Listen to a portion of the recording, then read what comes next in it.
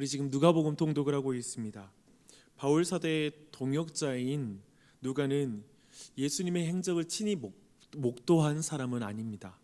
또한 더하여 성경을 기록한 유일한 이방인이기도 합니다.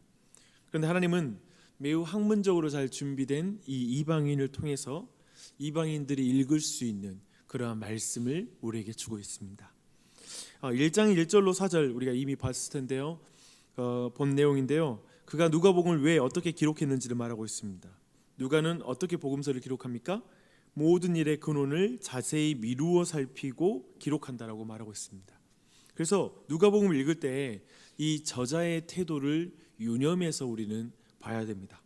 그래서 우리도 시간적 순서와 그 인과관계를 좀 주목할 필요가 있습니다. 그걸 통해서 메시지가 굉장히 선명해질 거고요. 오늘 본문도 바로 그렇게 그 인과관계 안에서 그 시간적 순서에 따라서 전달되는 메시지가 어떤 의미인지를 더욱더 깊이 깨달을 수 있는 본문이라고 생각합니다. 오늘 본문은 변화산 직후에 산 아래에서 일어난 그 일에 대한 것을 말하고 있습니다.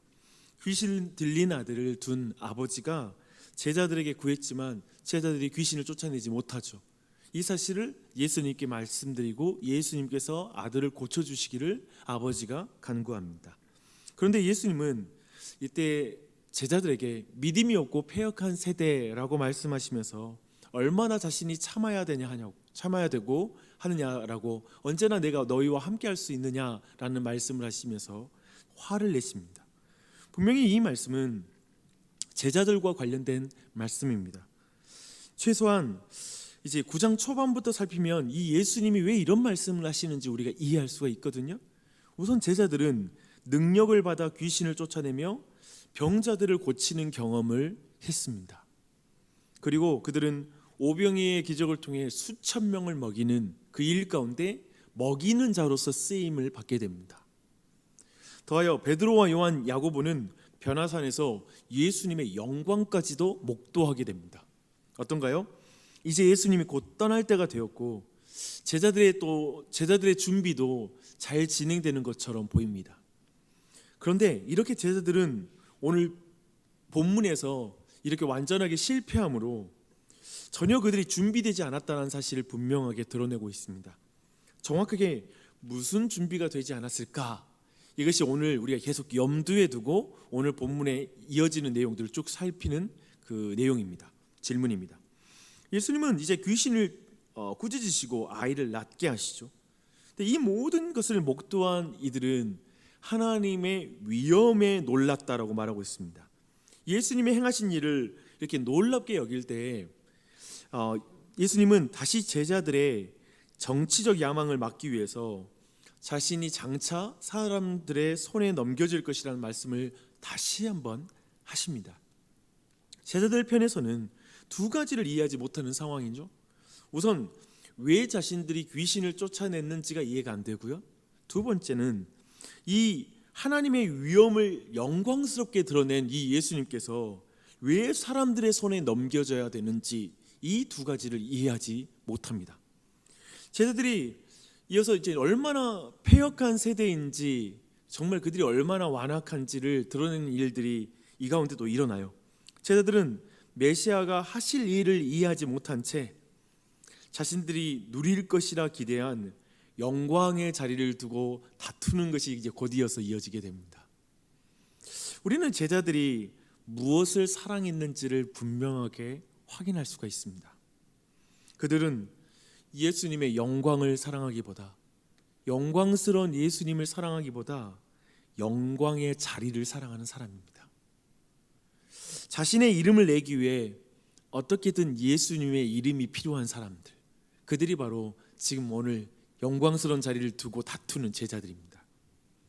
이렇게 자신을 가장 사랑하고 자신의 기도 제목을 가장 사랑하면 예수님은 이용의 대상이지 경배의 대상이 될 수가 없다는 사실을 여실하게 보여주는, 어쩌면 지난 주일날 우리가 다뤘던 내용들이 동일하게 이 안에서 발견되는 것을 우리가 보게 됩니다. 지난주에 우리가 무엇을 나왔죠? 자신과 기도 제목을 더 사랑하는 자의 기도를 하나님이 받지 않으신다. 그것을 그렇게 기도하지 말라고 하나님은 말씀하셨죠. 그런 의미에서 사실 제자들이 귀신을 쫓아내지 못하는 이유를 누가복음은 제자들의 믿음과 기도의 부족이라고 지적하는 것은 매우 의미심장합니다. 그렇다면 하나님 나라에서 큰 자가 되고 싶어하는 제자들에게 필요한 것은 무엇일까요? 이제 예수님은 어린아이를 곁에 세우시고 그 제자들에게 필요한 것이 무엇인지를 가르치고 계십니다. 사실 제자들은 이전에 아이들이 예수님께 나아오는 것을 막아서는 그런 자리에 서기도 하죠. 예수님은 그런 제자들에게 그래서 뼈를 때리는 말씀하십니다. 어린아이같이 작은 자가 하나님 나라에서 큰 자니라 라는 이 말씀을 주고 계십니다. 예수님은 제자들 안에 지금 새로운 서열을 세우려는 것이 아닙니다. 이제 거꾸로부터 1등이야 라는 것을 말하려고 하는 것이죠. 이제 그렇게 된다면 또 작아지기 경쟁이 일어나겠죠. 그런 게 아니에요. 예수님은 지금 제자들 자신과 다른 사람을 바라보는 방법을 바꾸라는 것을 요구하고 계십니다.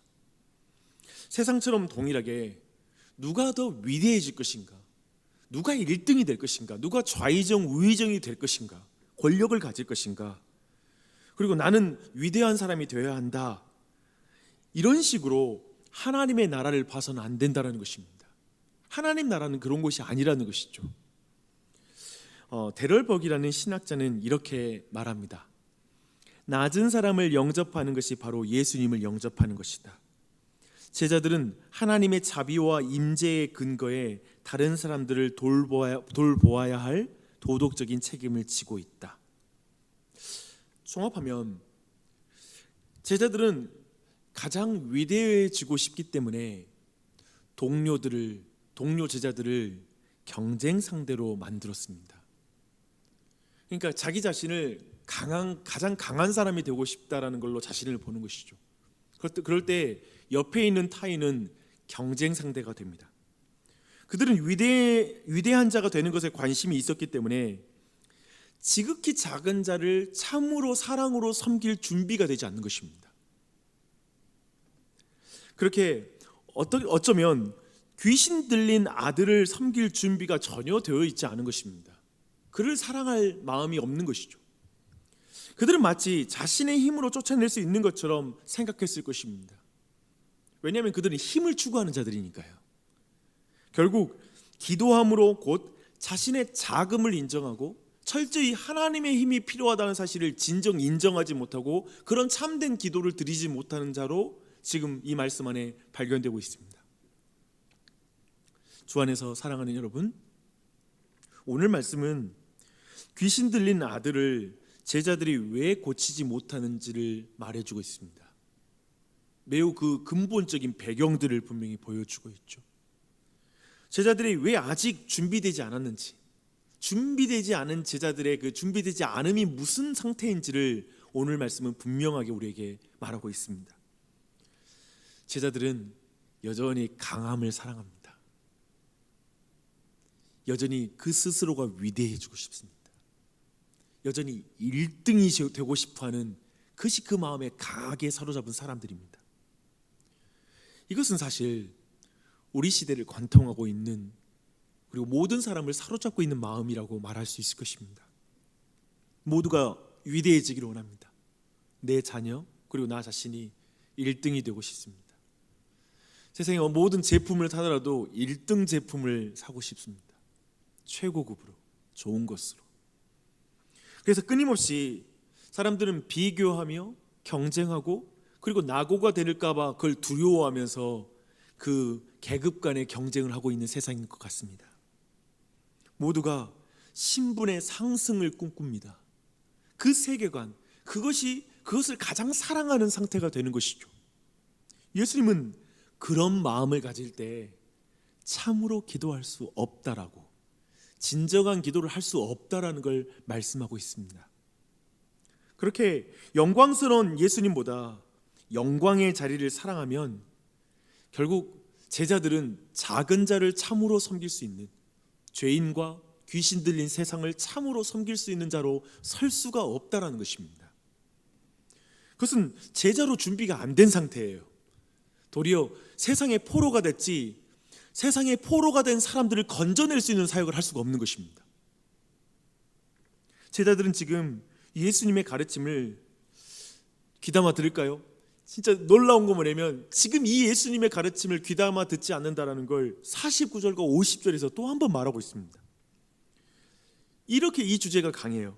제자들이 예수님의 이름으로 귀신 쫓는 자들의 행동을 금해야 한다라고 이렇게 예수님께 말하고 있습니다. 무슨 말인가요? 제자들은 자기들이 귀신을 쫓아내지 못했잖아요.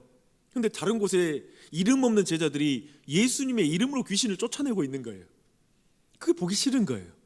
자기들이 하나님 나라에서 가장 높은 자리에 서야 되는데 자신들이 쫓아내지 못한 것을 저 다른 사람들이 예수님의 이름으로 쫓아내니까 그들을 경쟁심으로 시기심으로 바라보고 있다는 걸 또한 드러내고 있습니다. 가장 작은 자를 영접하라는 예수님의 말씀을 전혀 귀담아 듣지 않은 거예요.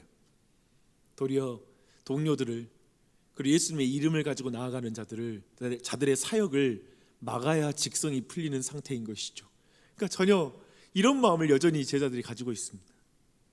주 안에 사랑하는 여러분, 이렇게 자기 사랑, 자기 기도 제목을 하나님보다 더 사랑하는 것은 위험합니다. 무섭습니다.